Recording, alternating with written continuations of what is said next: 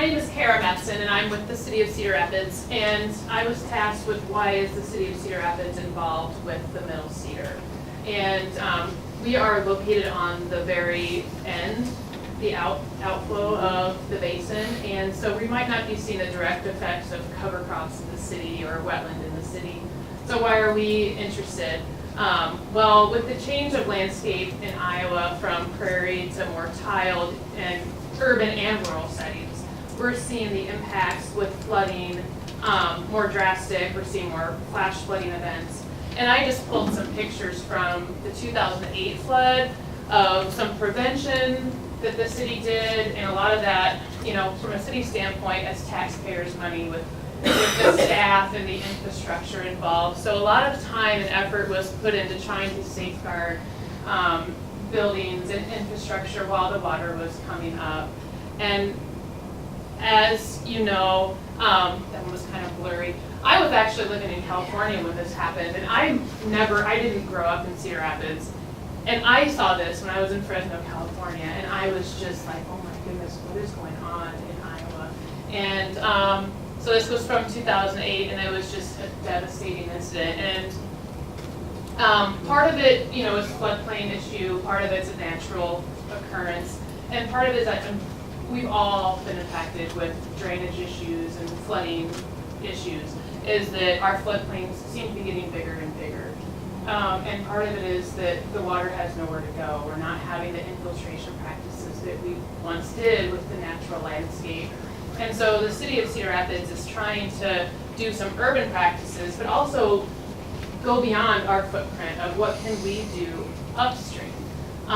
But beyond that even, what can we do downstream? I mean, we're all part of this globally. You know, we're very aware of the hypoxic zone and the Gulf and the nutrients and the flooding down. So we're trying to do our part. And so this is after the flood breach, just some of the devastation. I just wanted to bring it home.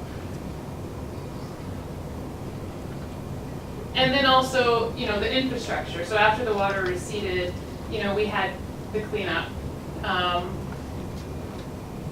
And we're still doing cleanup.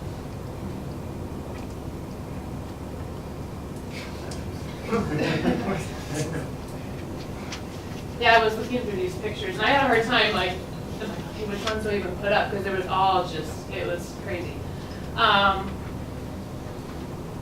And another impact that the city is really interested in is not only the flooding, but also the water quality. The city doesn't pull directly from the river like Des Moines does, but we do pull from alluvial wells that are directly influenced by the river.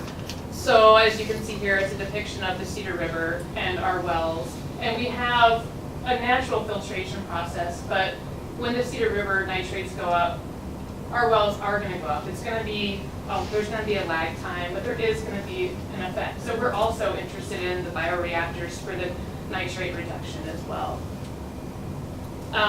And I thought that was a great picture of one of the wellheads, showing that how high the well had to be out of the floodplain to protect the well. So that's all I have. Anybody have any questions?